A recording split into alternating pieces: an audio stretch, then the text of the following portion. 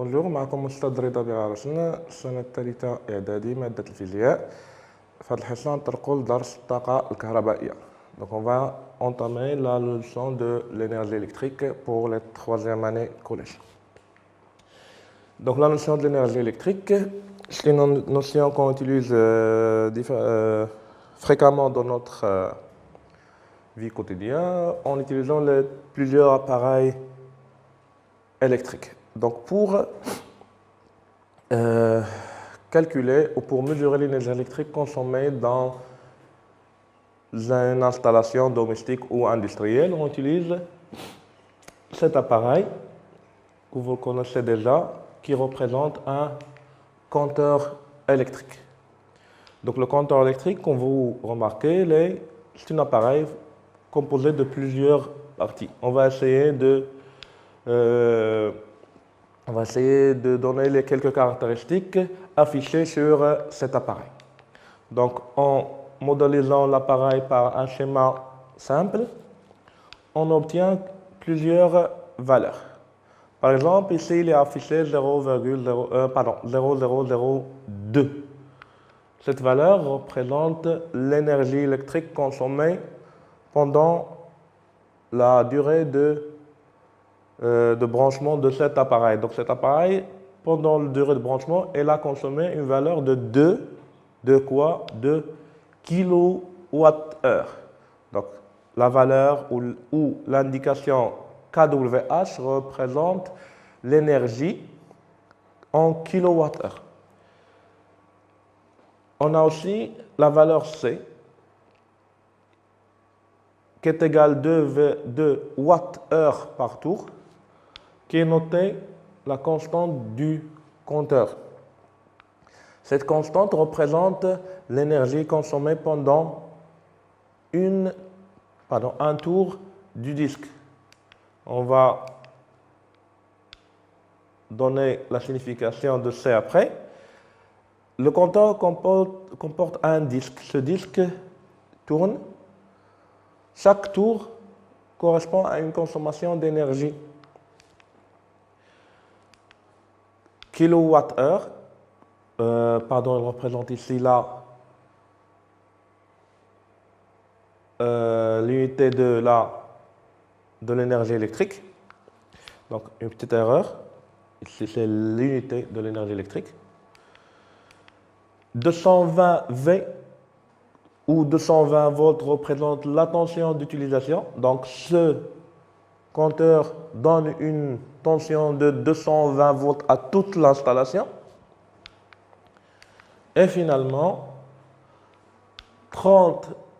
de 10 à 30 ampères représente la gamme d'intensité de courant d'utilisation. Donc ce compteur peut donner une intensité de courant entre 10 et 30 ampères au maximum. Donc la valeur maximale de la tension de l'intensité, c'est de 30 ampères. On ne peut pas dépasser 30 ampères pour ce compteur-là. Donc, l'énergie électrique, on va commencer par une petite définition. Un appareil électrique transforme l'énergie électrique qu'il reçoit en une autre forme d'énergie. Comme on a étudié dans la leçon de la puissance électrique, on a des appareils thermiques qui transforment l'énergie électrique en énergie thermique. Mais on trouve d'autres types d'énergie, par exemple l'énergie mécanique.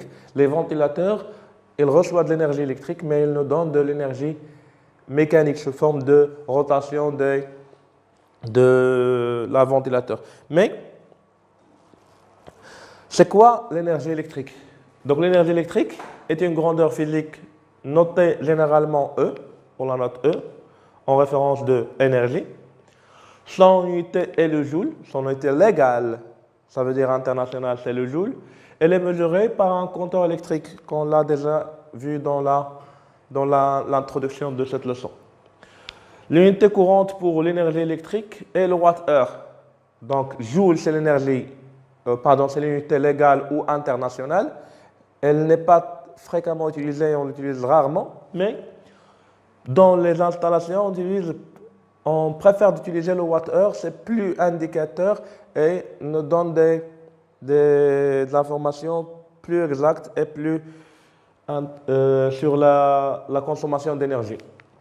Donc 1 Wh est égal à 3500 joules. Pour convertir du Wh au joule ou inversement, on utilise la valeur 3600. Comment ça? Donc pour passer de Wh vers le joule, on doit multiplier par 3600. Donc Wh multiplié par 3600 nous donne le résultat en joules. Inversement, si on veut convertir du joule vers le Wh, on divise par 3600. Très bien. Donc c'est deux unités de l'énergie électrique. Donc l'unité légale, c'est le joule, et l'unité pratique, c'est le Wh. Dans la deuxième partie, dans la deuxième paragraphe, petit 2, on va essayer d'établir une relation entre l'énergie et la puissance. Donc chaque appareil possède une puissance et chaque appareil a une durée de fonctionnement qui dépend d'utilisateur. Par exemple, si on utilise une lampe, cette lampe, le fabricant nous donne la valeur 100 watts, qui représente la puissance nominale de cette lampe. Mais chaque personne utilise la lampe de sa manière. Par exemple, pendant 1 heure, pendant 30 minutes, etc. Donc, ces deux grandeurs, la puissance et le temps, ont une influence sur l'énergie consommée par l'appareil. Expérience. Pour établir cette relation, on va l'établir d'une façon expérimentale.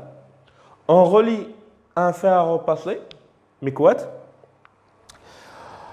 مصلح بالعربية, de puissance P égale 1,7 kWh. Avec un compteur et on mesure l'énergie consommée par ce fer à repasser pendant des intervalles de temps différents. Donc on va essayer de mesurer l'énergie consommée par le fer à repasser pendant des durées différentes. Le tableau suivant donne les résultats obtenus. Donc le tableau comporte 3 cases. La première case, c'est de la durée de fonctionnement du fer à repasser. Premièrement en secondes, puis en heures. Deuxièmement, l'énergie consommée, E, qui est mesurée par le compteur en watts-heure. Et finalement, le rapport énergie sur temps ou énergie sur durée, E divisé par T.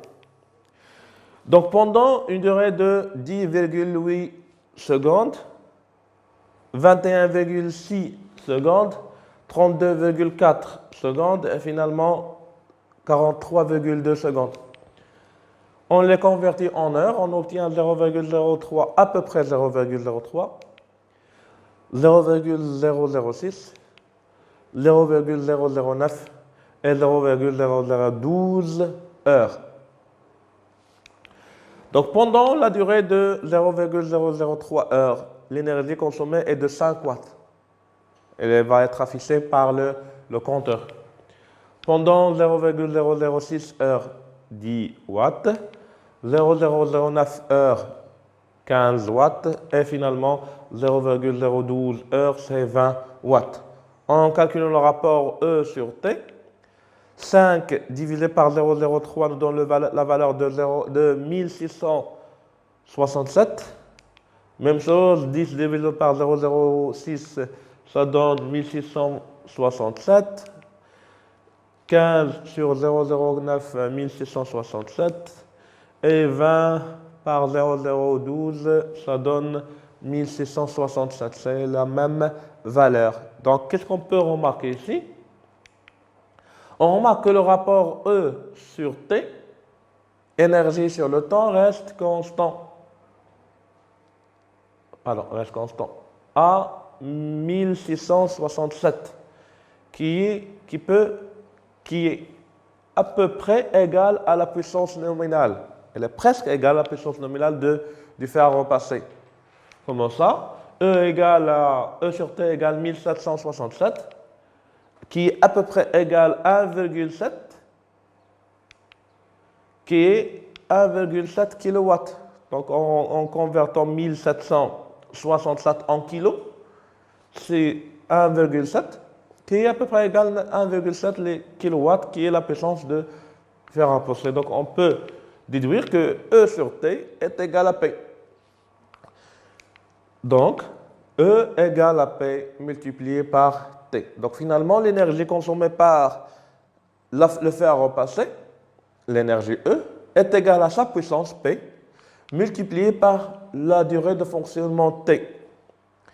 Mais ces grandeurs peuvent être exprimées en plusieurs unités. Par exemple, l'énergie soit en joules ou en watts-heure. Même chose pour le temps. Le temps, on a plusieurs unités de temps, secondes, la minute, l'heure, etc. Donc, comment relier ces unités entre eux? Donc, en prenant la relation E égale P fois T, si E est exprimé en joules ou on veut l'énergie en joules, la puissance doit être exprimée en watts. C'est la seule unité qu'on a pour la puissance. Et le temps doit être exprimé en secondes. Donc, on peut déduire que le joule, c'est le watt multiplié par le seconde. Donc, l'énergie en joules, la puissance c'est en watts et la durée de fonctionnement en secondes. Sinon, E est exprimé en joules ou on veut l'énergie en joules, la puissance doit être exprimée en watts. C'est la seule unité qu'on a pour la puissance. Que le joule, c'est le watt multiplié par le seconde. Donc, l'énergie en joules, la puissance c'est en watts et la durée de fonctionnement en secondes. Sinon, si on veut l'énergie en watts-heure, on doit, et la relation principale, énergie égale puissance multipliée par le temps.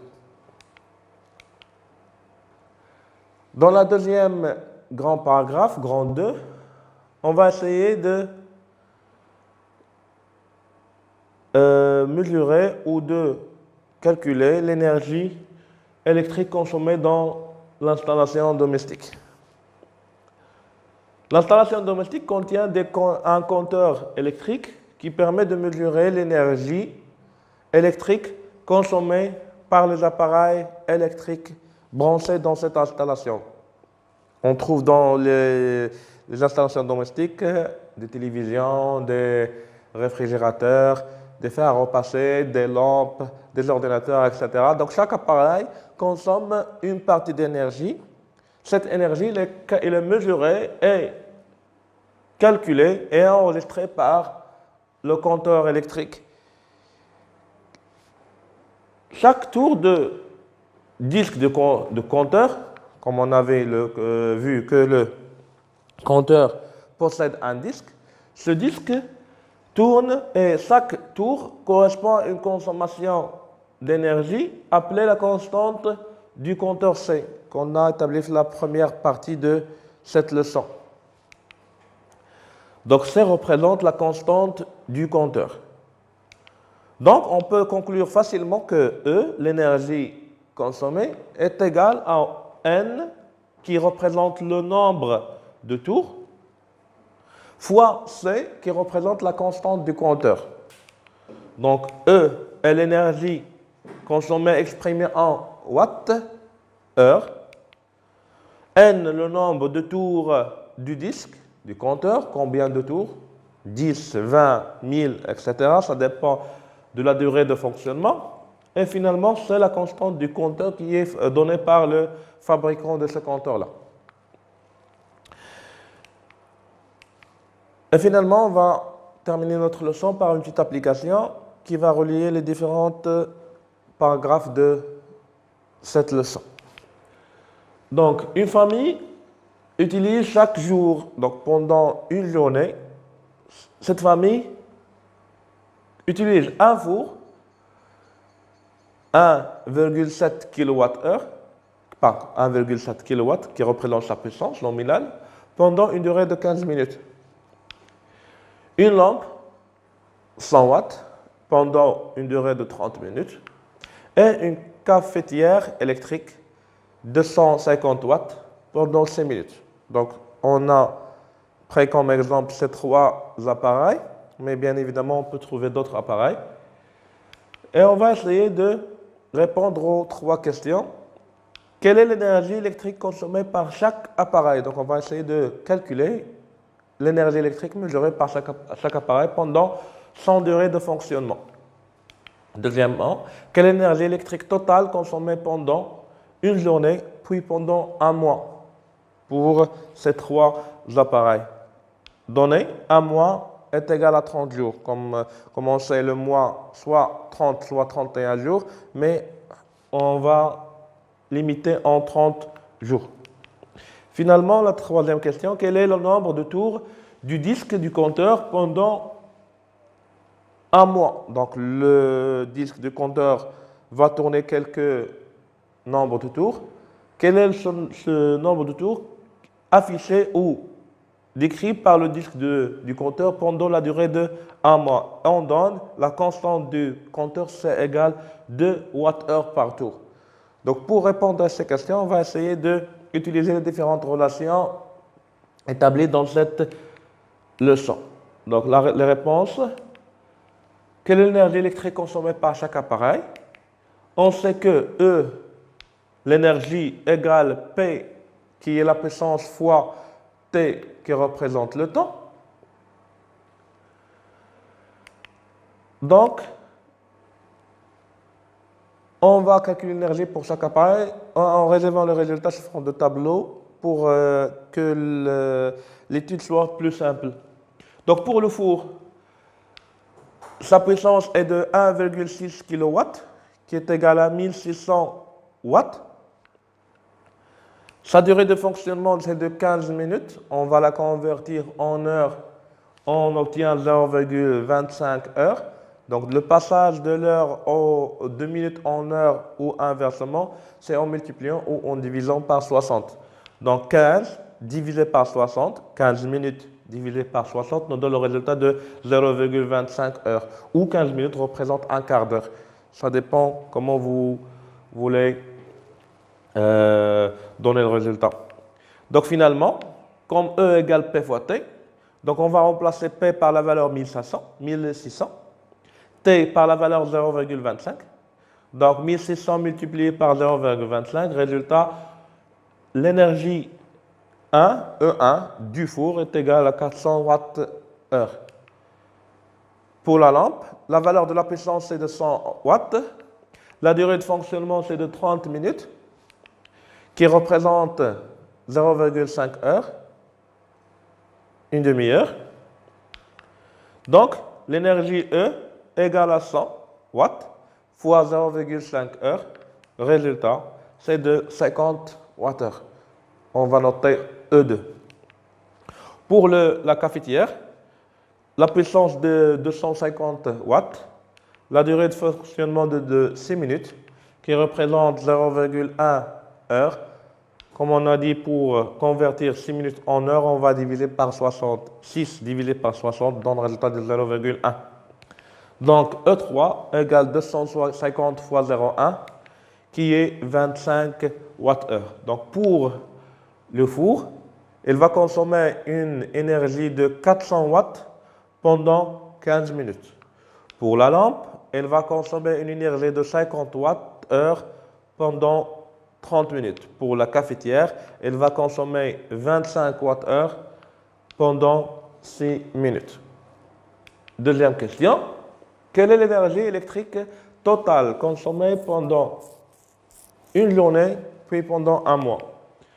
Donc, l'énergie totale consommée pendant une journée est, donc tout simplement, on va additionner les trois valeurs.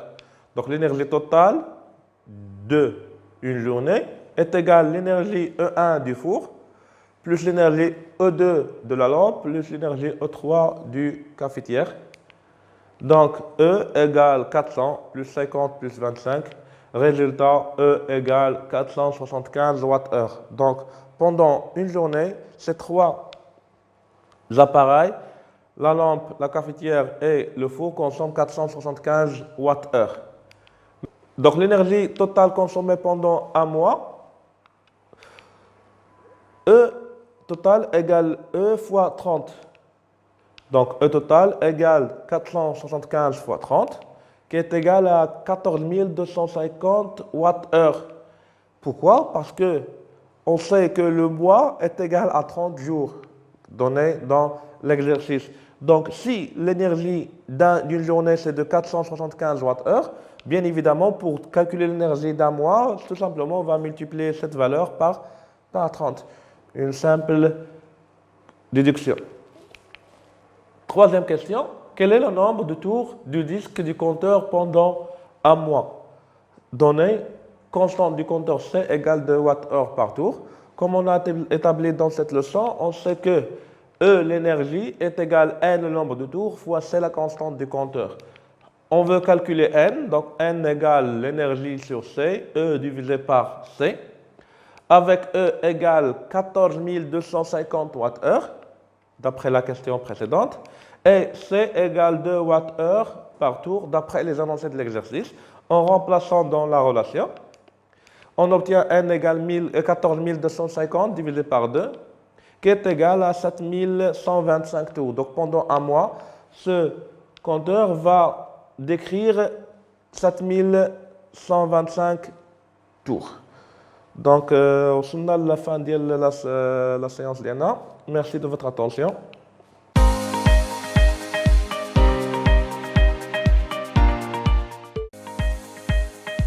في إطار عمل